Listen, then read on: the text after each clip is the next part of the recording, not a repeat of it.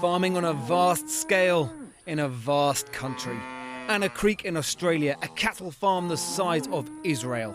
And after today, owner Wayne Williams hopes more of his meat will be Britain-bound. Any free trade agreement with the UK will be good for Australia and anyone on the land. Aussie excitement on the farms and Downing Street. Boris Johnson and Scott Morrison inside Downing Street. The UK's first post-Brexit trade deal will benefit Australia by 1.3 billion Aussie dollars. The Australian Prime Minister Scott Morrison strolled into Downing Street this morning to make history.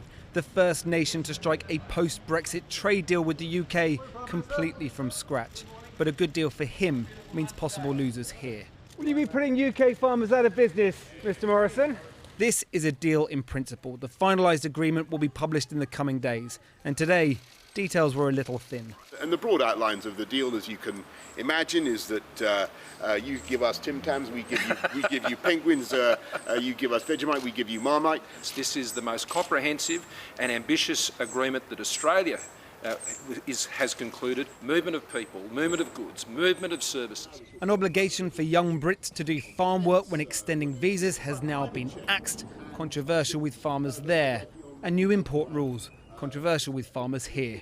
Under the deal, there will be zero tariffs and quotas on the import of Australian meat and other goods. But there will be a 15-year transition period, including some restrictions, to help farmers here adjust. Oz, though, could be the big winner.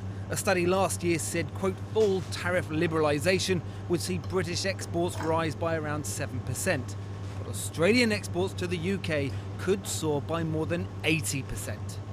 And then there are standards. In Australia, livestock can travel on road trains like this without water for 48 hours. In the UK, transport is limited to 8. The government says this deal will not compromise standards. Farmers here disagree. This trade deal, and it's the first of many, is going to change the way we farm. It's going to put people out of business. It will change the British countryside because we cannot compete with the scale of Australian farming. That fear is misplaced, say the Prime Ministers of both countries. Who got the better deal, you or Boris Johnson? Right deal for both countries. In terms of cold, hard cash, this trade deal might be more to the Australians than it does to the UK. Early estimates say it might add just 0.2% to the UK economy over more than a decade. But its true value might be more symbolic than financial. A marker to the rest of the world of how we look post-Brexit. What compromises is the UK willing to make to strike trade deals? Just how global is global Britain? The government has made no secret that today is a potential gateway to other deals, and the major goal is still a free trade agreement with the US. But from now on, a fear for farming. Today, market access for Aussie farmers was put on the table. Why would any other nation accept any less?